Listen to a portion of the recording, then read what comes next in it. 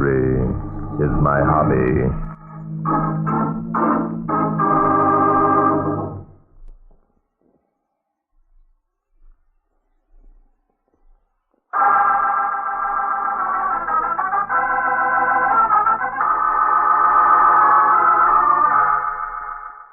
I had received another of those mysterious phone calls.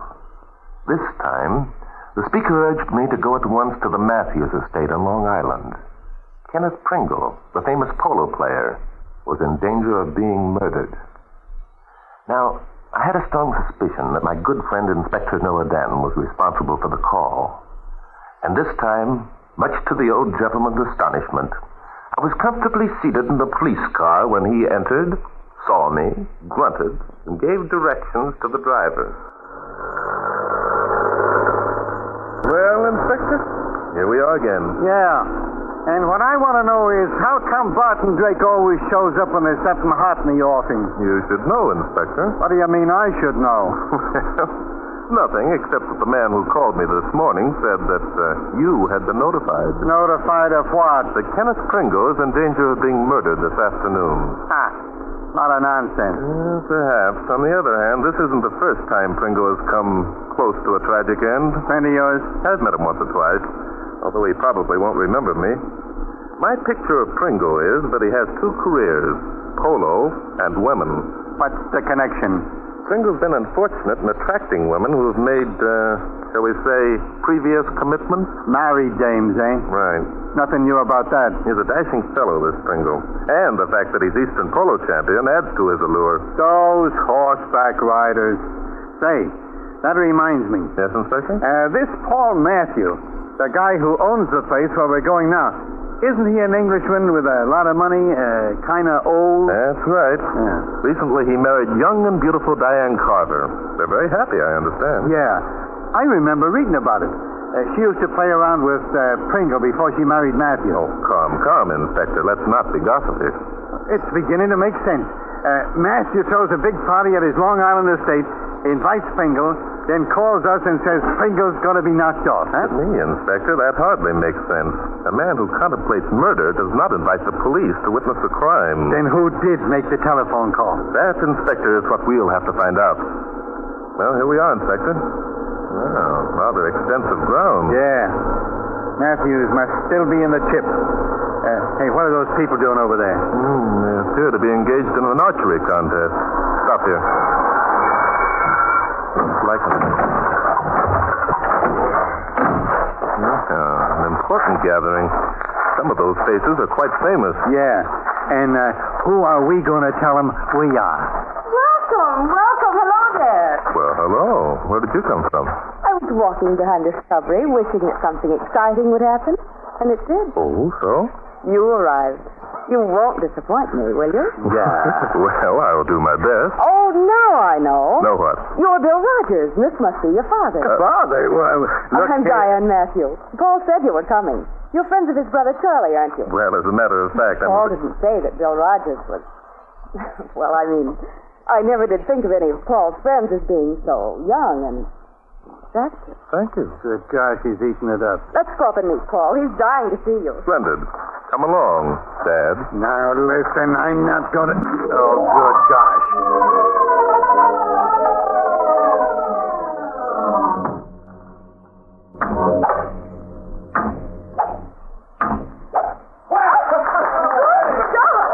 Jolly good technique, what? By Jove, I say, you can't be old Tom Rogers. Exact opposite of the way I'd pictured But he you. is Tom Rogers, Paul. Who else could he be? And this is his son, Bill. Now, wait a minute. Bill, so you're the young man I've heard so much about. I must say, Charlie didn't exaggerate there. Perhaps I'd better explain. You By see... Jove, this is jolly. Now, see here, I've a bit of an apology to make. Servant trouble, the war, you know, and all that sort of thing. Do you mind shifting for yourself a bit? Not at all. Diane, darling, show the gentlemen their rooms, will you? The best we can do. I say, look there. Pringle's done it again. 4 bullseyes in a row. Quite a chap. Tell me, that's Kenneth Prengle, the polo player, isn't it? Yes. Would you like to meet him? Well, later, my dear. No time now for Ken? introductions. Oh, Ken, darling. Oh, hello, Diane. Paul. nice shooting, old fellow. Rather puts the rest of us in the shade. Again, darling, this is Tom Rogers and his son Bill. They're old friends. How are you? Glad to know you. Thank you. You seemed adept to all forms of sports, Mr. Prengle. Well, matter of coordination, I guess. By the way, haven't we met before, Rogers? Possibly. I've watched you play a good many times. Yes, I believe once we were introduced. A guy could do a lot of damage with a gadget like that bow and arrow. Yes, an arrow has tremendous striking power if the bow is handled by an expert. Ever kill anything with it? Oh, yes, indeed. I belong to a hunt club whose rules forbid the use of any other weapon except a bow and arrow. Ken hangs on to his bow and arrow as though they were something precious. They are, to me. A good sportsman takes care of his tools. Show the folks how good you are, Ken. I said, let's wait a bit. Time for that later. Right now. Let him do his stuff. This arrow shooting business is something I'd like to see. Well, but the contest, we can't interrupt the tournament. We don't have to go over to the range. There, shoot at that tree, Ken. It's out in the open. Well, okay. It's only take a minute. No, I say, Pringle, you might hurt someone. This is a lot of nonsense. Now, look here, old chap. I say, let's wait until the range is clear. Paul, come back here. Look out, Matthew. Hey. Who's been hit? Why, you clumsy fool. Hey, the arrow's sticking in his shoulder. Oh, the idiot stepped right in front of me. Say, by Joe, And the arrow only went through his sleeve here. I'll pull it out. narrow escape. What mighty careless of you, Pringle, old chap. Careless of me? Why, you deliberately Oh, said... we're trying to deceive. Why shouldn't I be? I might have killed the guy. You sure might have, brother. Would have busted you all up, too, I'll bet. What the devil do you mean by that? Well, what do you think? No, I said, let's forget it. Just an accident. You're quite willing to let it end there, Matthew? Oh, yes, of course. Hey, driving at? Nothing, except I don't agree. I don't think there was anything accidental about it.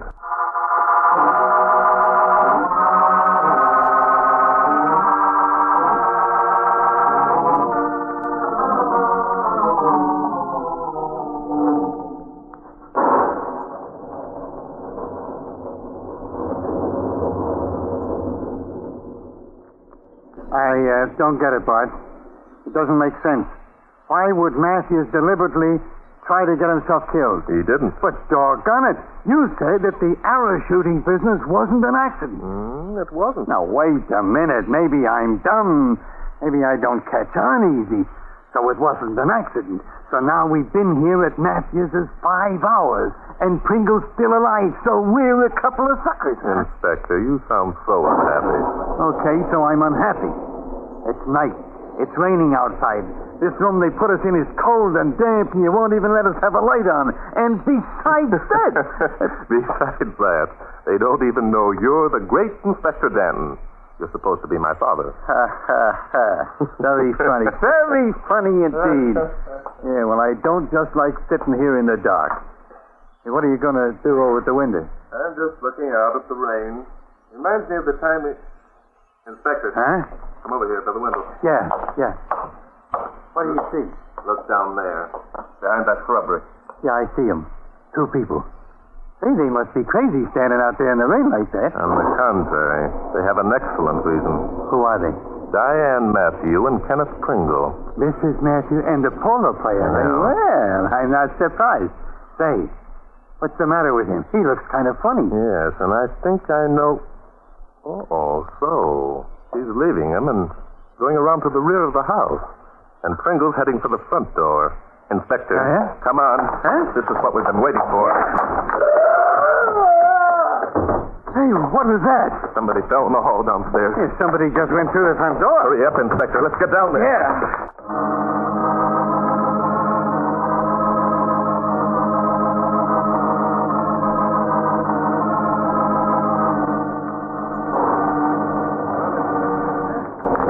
It looks as though we're too late. I say, what's all the rumpus about? This is split. Jumping Judas, look at that guy on the floor.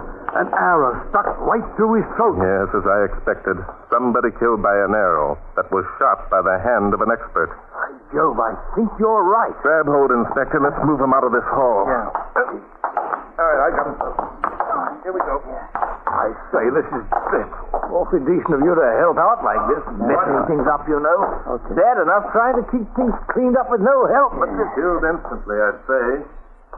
Who is he, Mr. Matthew? chap named Folsby, Arthur Folsby, I believe. Friend of yours, is he? Hardly. Servant. Agency sent him down. Arrived about an hour ago. Arrogant sort. Arrogant? Began by telling me he wanted 2 evenings a week off. Must have comfortable quarters, an increase in wages at regular intervals, and all that sort of thing. Oh, did any of the other servants know him? Oh, I couldn't say, really. Well, somebody must have known him. Somebody must have wanted him eliminated. I say, you don't think the chap was deliberately murdered? Oh, no, he stuck that out when he's throat because it tickled. He liked it.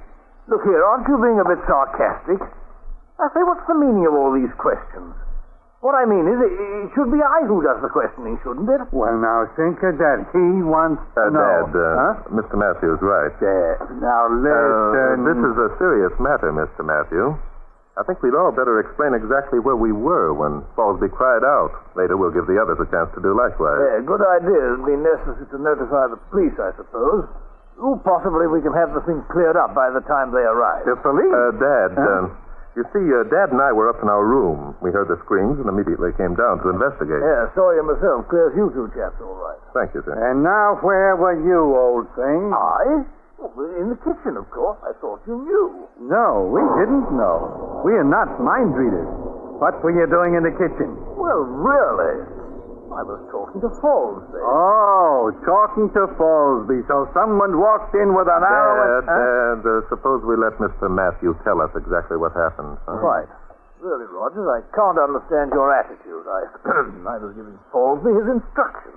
Assigning him a room, that sort of thing, when the doorbell rang. The front door? Yes. Fallsby, I say, just pop out there and see who it is. A good chance to do your stuff. And did he pop? Precisely. And what did you do? Oh, I sat in the kitchen and waited. Wanted to give Fallsby a chance, you know. Then what happened? Well, really, it was the same thing that happened to you. I heard the front door open, then Fallsby gasped. I jumped forward and ran forward to the rescue. Matthew to the rescue, eh? Yes, I got there too late, though. Culprit was just escaping through the front door when I rushed into the hall. Thank you, Mr. Matthew. Now, I think perhaps you're right. We'd better notify the police. The police? Now, look. Hey, Joe. What is it, Mr. Matthews, yes? I say, this is awkward. What the devil are you talking about? Yes, I saw this is really... Now, look here. This jacket that fellow's wearing... It's mine. Oh, so? Yours. Well, now. Yes, I remember. You were wearing it this afternoon. That means that whoever murdered Fallsby intended you to be the victim, Mr. Matthew.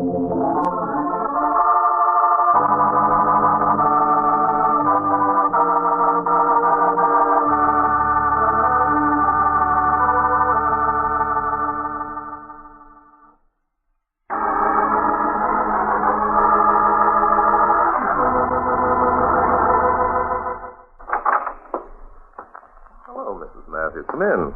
I was examining your husband's excellent collection of books while waiting for the police. Books. Such a boring way to pass the time.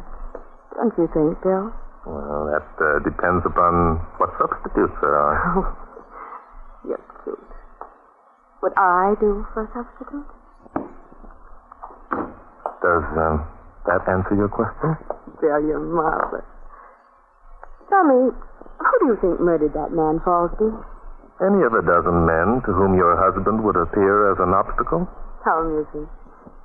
You still believe that Paul was the murderer's intended victim? I can only say the way I would act if I were annoyed by such an obstacle. Oh, Bill, really? You are a very beautiful woman, Mrs. Matthew. Or may I call you Diane? Oh, please do. Bill. Splendid. As your husband would say, this is jolly. Isn't it? Bill. Yes? You're really very charming yourself. Well, thank you. Do you mind if I sit here? Well, not at all. Your husband... No, Paul. He's so stuffy. No, shall we say, romance between us. I see. Mr. Prengle, then? Ken, what do you mean? Oh, a man has his honor. I wouldn't want Prengle to feel that I was... I beg your pardon. I'm sorry, but I saw you and Prengle earlier this evening standing out in the rain. Well, what difference could that make? Forgive me, I didn't mean to upset you. By the way, Edna wanted me to give you her love. Edna? My sister, Edna Rogers. You remember her, of course. Oh, yes. How is dear Edna? Splendid. Except for one thing. Oh, really? What's that? I have no sister Edna. I see. Very clever of you, Barton Drake. At your service. Mrs. Matthew, would you mind telling me why you pretended not to recognize Inspector Danton and me this afternoon? I had my reasons. And your husband and all the others, they had their reasons too? How should I know? The others mean nothing to me. Including Kenneth Prengle? Oh, what are you getting at? That Inspector Danton and I saw you and Prengle in, rather an amorous position. So I think that Pringle's madly in love with you. So much in love that he would remove any obstacle that stood in your path to freedom and your husband's fortune if you asked him to. You're being insulting. Am I? There's only one other person in this house who is skilled enough at archery to take a quick shot under cramped conditions and drive an arrow through a man's throat. And who is that, Mr. Expert on Crime? The name of that man is... Where is he? Where's my husband? Now, don't tell me he isn't here, because I know better. Just a minute, lady. Hey, put down that bow and arrow. Excuse me, Mrs. Matthew. I think you're a louse, Barton Drake. Don't stand there like an idiot. Tell me where my husband is, or I Lady, if you whack me with that thing again, I'm going to... Something wrong, Inspector? So you're him. You're the one who put the ad in the paper. You're the one who made Just my a husband... minute, madam. I don't know whom you mean by him. My name is Barton Drake, and this is Inspector Noah Danton. Now, don't try... Oh, the police. Yes. Oh, got here ahead of me, huh? Now, that's what I call service. Look, lady, stop talking in riddles. What are you doing here? Who are you looking for? What's your name? Falsby. Beatrice Falsby. Arthur, that's my husband, and I had a fight, see? He'd been drinking again. I told him unless he quit, I'd kill him. Well, now, how did you make out? I haven't found him yet. That's why I came here. What made you think your husband was here, Mrs. Falsby? The ad, it was in the paper, see? He underlined it and then threw the newspaper away, and, well, I found it. So I called the police. You didn't call the police just because your husband answered an advertisement. You'll bet your life I did. He took the money, all of it. It was hidden in the pantry, and I'd spent years saving it up. He left a note saying I'd never see him again. I say, what's going on here? Oh, here, I'll go remove that raincoat. You're dripping all over the floor. Frightful, man. Isn't that just too bad? I'm not removing nothing till I find Falsby. Falsby? Oh, the dead chap, you mean? Dead? Falsby dead? Oh, Matthew, you talk too much. I'm sorry, Mrs. Falsby. Your husband was accidentally killed an hour ago. Falsby killed? Oh, no. With a bow and arrow, like the one you've got in your hand. Where did you get it? We can't be dead. Not Falsby. He wasn't much good, but he was mine. I say, that bow and arrow the old girl has, it's Pringle's. Pringle's? Are you sure? Sure, I know it anywhere. Inspector, I think we'd better have a talk with Kenneth Prengle. You can say it now, Drake.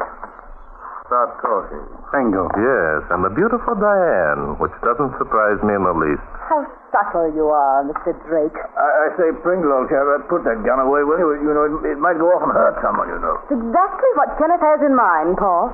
In a minute, it's going off and hurt everyone, including Barton Drake. Drake? What's all this talk about Drake? Who's Drake? Now, see here. Just a minute, Matthew. I'm Drake, Barton Drake, private investigator, and this is Inspector Noah Danton. No, but look here, I thought... No, you didn't think I was the son of your old friend Tom Rogers. You knew who I was from the first. You all knew. And now I know the reason for your pretense. I also know who murdered Arthur Falsby. Give it to him, Ken. Kill him. He knows you murdered Falsby. You'll go to the chair. You killed him. You killed my husband. Hey, put down that bow. Look out, Inspector.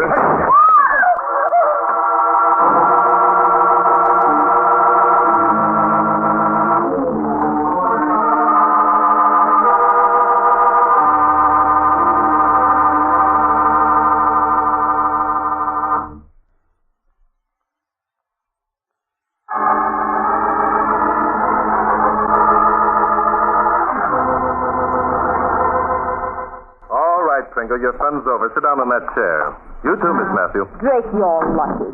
If that crazy woman hadn't come at Ken with a bow, you'd be dead now. I say it was lucky.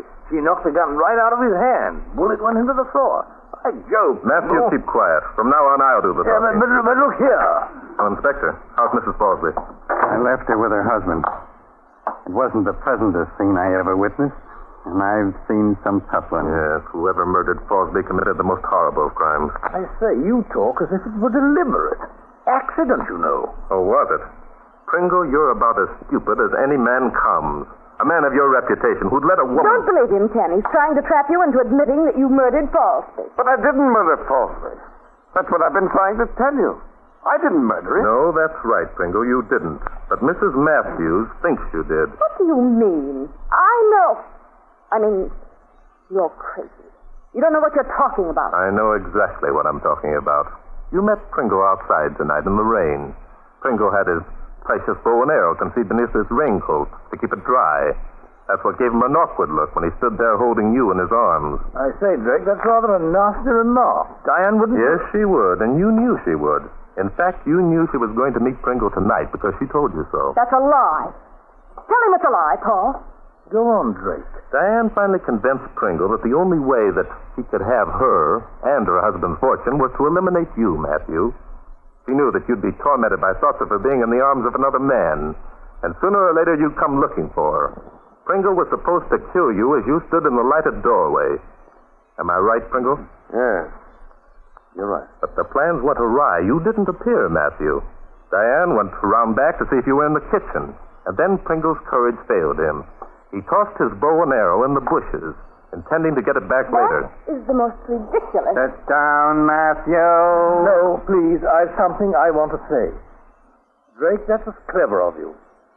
Tell me, when did you become suspicious that I was the murderer? Yeah, when? This afternoon, when you got in the way of Pringle's arrow, to make it appear as if Pringle were trying to kill you. I was afraid of that. Diane, I loved you very much. Too much, I'm afraid. Sometimes I think I wasn't in my right mind. Paul, you didn't... Yes, I did. When Fallsley arrived, he was wet through from the rain. I gave him my jacket to put on. I sent him to answer the door. I knew Pringle would think it was I and shoot him. And then you reasoned that Pringle would be accused of the crime and sent to the chair. With him out of the way, you hoped to regain Diane's love. That's true. I must have gone completely insane. When Fallsby opened the door and Pringle wasn't there, You shot Fallsby yourself. Yes, my bow was in the kitchen. I wanted everyone to think that Pringle had tried to kill me, and now... He's got a gun. Oh, there's no need to be alarmed. None of you will get hurt if you do exactly as I say. Straight, to satisfy an old man's curiosity, how were you so sure? It was your remark to Mrs. Fallsby that furnished the missing link in the chain of circumstances, asking her to remove her raincoat because it was dripping on the floor. If Pringle had shot Fallsby, he would have had to step into the hall because the location of Fallsby's body where he fell. Now, it was raining hard, you remember? Yet when the inspector and I came downstairs, the floor on the hall was absolutely dry. I see. Very clever. Goodbye, Diane. I did love you, you know. So much. Hey, he's gonna... He shot himself right through the temple. Yes. Well, it's probably best. But sometimes it isn't pleasant to have mystery for a hobby.